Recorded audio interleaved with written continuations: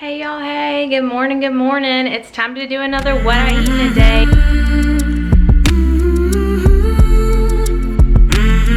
Today kind of have a lot of stuff to do. I have some appointments in the morning, then I'm gonna be running some errands. My mom and I are gonna go do a bunch of returns. I'm trying to return some things and get some more money back in my life for stuff that's just been sitting around that I need to return. We'll probably go out to lunch and all that jazz. So I'm gonna take y'all along. I just made my coffee this morning. It's literally just coffee, heavy cream, a pinch of salt, a little drop of iodine. I always forget to tell you about the iodine part. And 2 tablespoons of heavy whipping cream. So that's what I had for, I guess, breakfast, my first meal of the day. I'm gonna sit down and get to my first coaching appointment of the day. Before I have to run around and go do all the stuff I gotta get done today, I'm gonna sit, I'm gonna take this devotional time, sip on this coffee, and then we will get on with the day. Y'all, I just finished doing my devotional.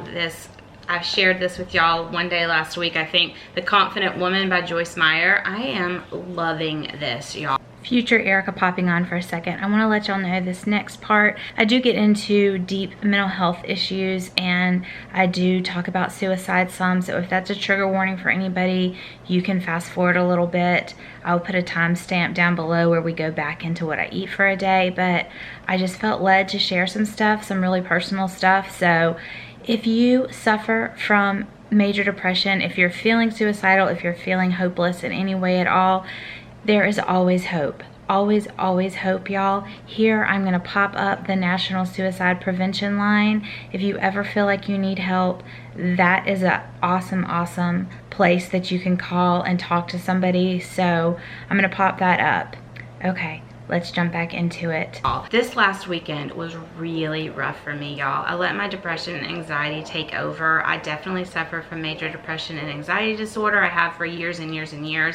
It is much, much under control these days for the most part. I am very stable. I'm very happy. I am in a good place. But this last weekend was the anniversary of the day that everything fell apart for me. This was the anniversary of the day that the bottom fell out.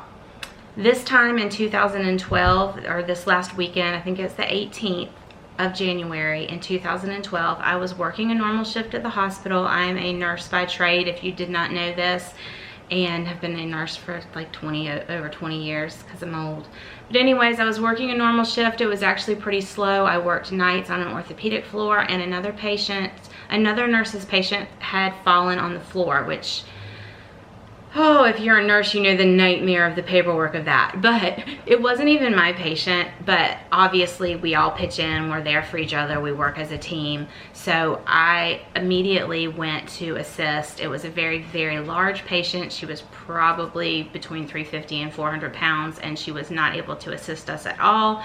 We used a backboard, we used multiple people, we did everything exactly right. I have done this more times than I can possibly count.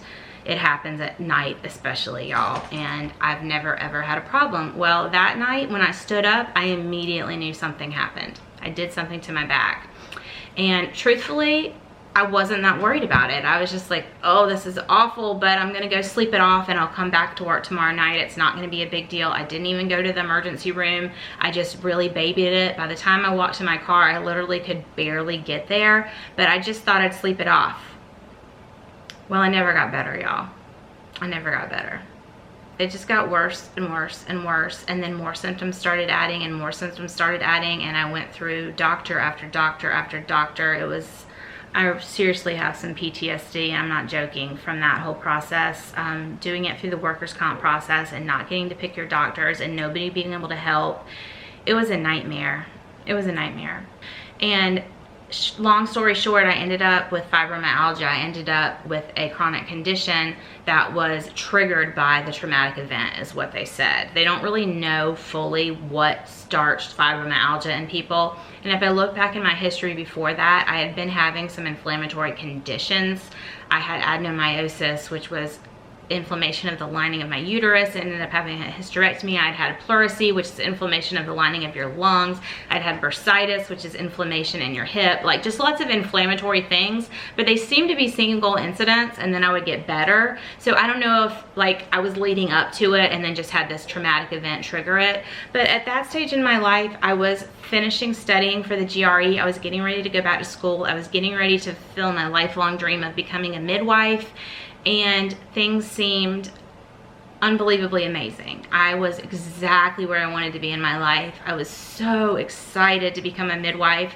I just knew I would spend the rest of my life delivering babies. It was always my plan. I wanted to take care of my babies first. I wanted to work nights and weekends so that I could be home with my babies. I was very, very intentional about that. My husband worked during the week and I worked weekend nights so that I was home with the babies. And once they were all in school and older, I was going to go back to school and do what I wanted to do for me, which was become a midwife. And then it all disappeared.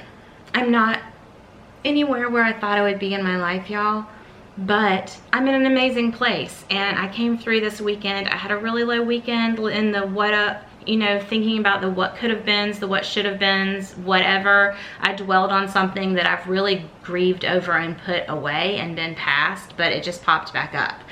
So I kind of wanted to share that story. A lot of you don't know my background, so that was the point in my life when I really started gaining weight. I gained a lot of weight. I ended up at the high of 270 pounds. I somehow got the energy and will to start learning to love myself again. In that whole process from 2012 until the last couple years, I had suicide attempts, I had hospitalizations, I lost my will to live, y'all. I hope this is not triggering. If it is, I will definitely put a suicide prevention line down below. There is always hope. There's always hope. But I felt like I had lost mine. I felt like my entire purpose in life, which is serving others, was gone. I couldn't even take care of my family. I was almost bedridden for years, y'all. And that is a whole long story of my recovery. But long story short, I've ended up learning how to love myself again, ended up losing the 100 pounds, ended up having vertical sleeve gastrectomy surgery, which was something I did as a way to show love to myself. I started the keto diet, and then I decided to also go ahead and have vertical sleeve gastrectomy because I had so much stacked against me with my meds and with my chronic illnesses and my pain conditions, and I just thought that would be a good thing for me.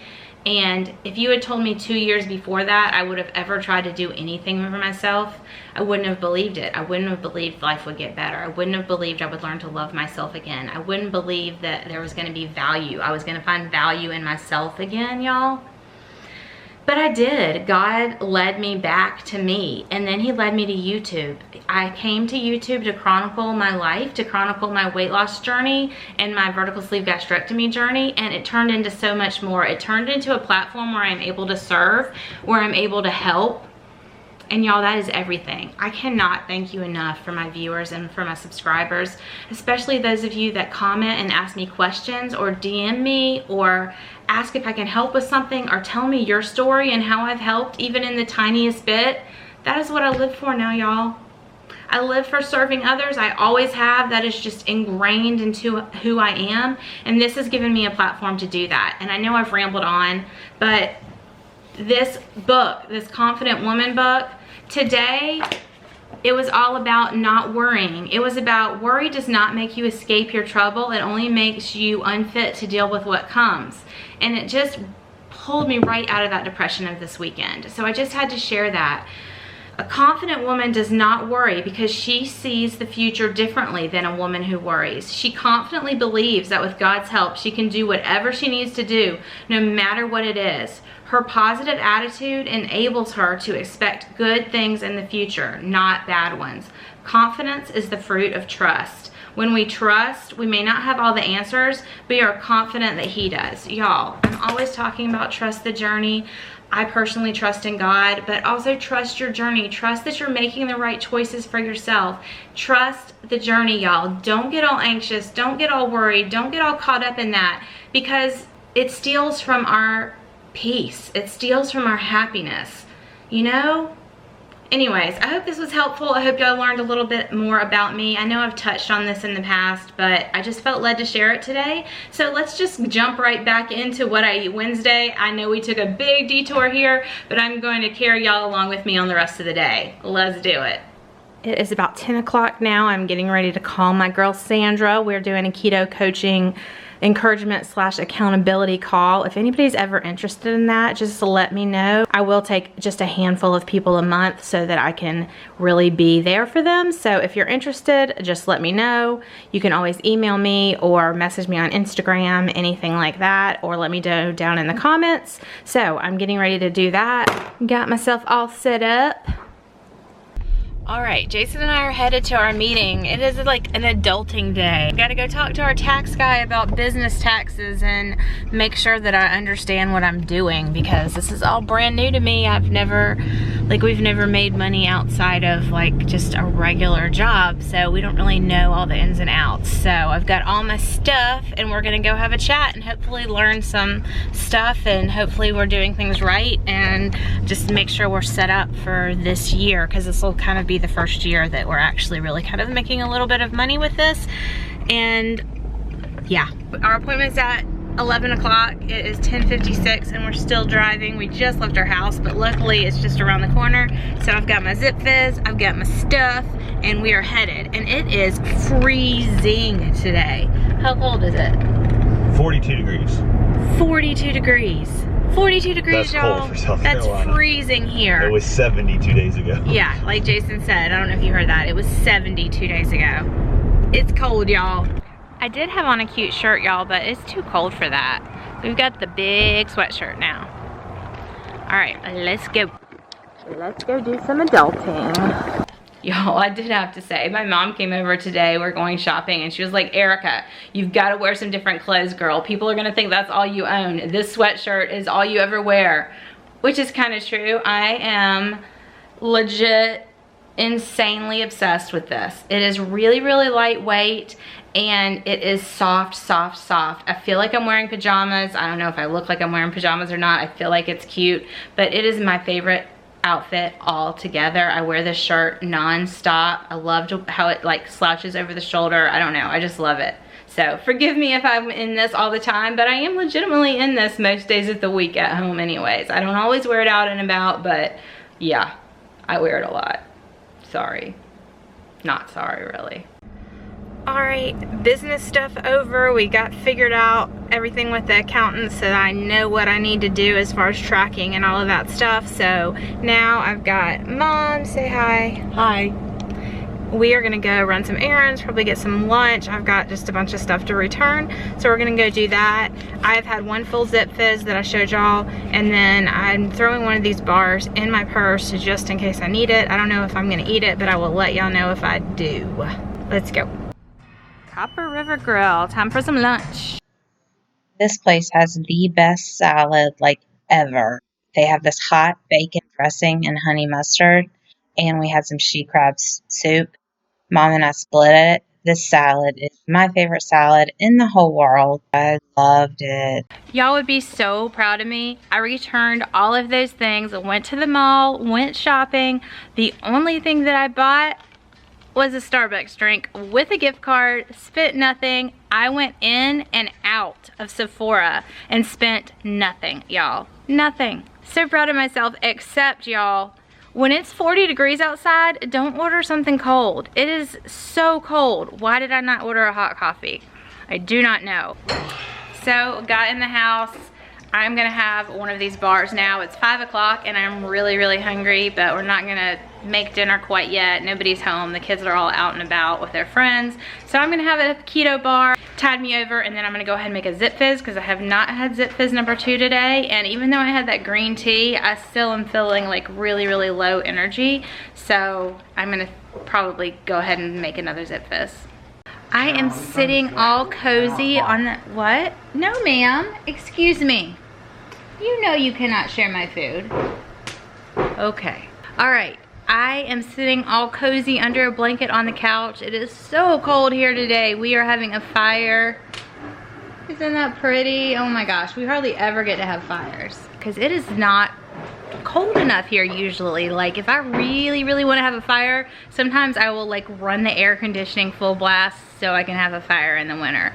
But today it's legit cold outside. So having a fire and having some hamburger. Sometimes Aldi has deals where things need to be frozen in the next few days, so they'll be like off. Well, this was half off. So got some really nice 80-20 burger patties for half off. So Jason grilled those up, and I put blue cheese on mine, and I'm having some frozen bird's eye broccoli. So, and I put a bunch of butter and salt on my broccoli, and I have blue cheese on my burger. So that's what I'm having for dinner tonight, y'all. All right, y'all, it is, what time is it? I don't know. It's evening. 19:25. It is 7:25. Jackson was just up getting some stuff for himself in the kitchen and asked him to pour me a glass of wine. He poured a very heavy glass of wine. This was not my doing, but I'll take it. Not really complaining. This is the, you know, like $2 chuck from Trader Joe's, but the Aldi version. This is a Aldi Pinot Grigio. It's $2.89, y'all. And I'm kind of a wine snob, but I kind of like this. Like, I don't know why, but I do. So still sitting here chilling by the fire, and I'm gonna have a glass of this white wine.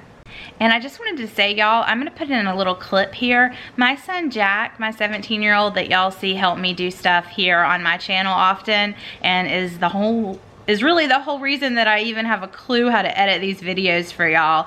He started his own channel, and for a project at school, he's doing a documentary on the town that we live in, and it's gonna be really, really cool. And I'm gonna put a little blurb in here of him explaining what he's doing and talking about his channel. So y'all go check him out, give him some support, give him some love. Go over there, give him a subscribe, give him a thumbs up, and give him a little upside down smiley face emoji to let him know that I sent you over there and that you're supporting him on this really cool journey that he's doing. I would absolutely love it, y'all. Hey, I just want to take about 30 seconds of your time.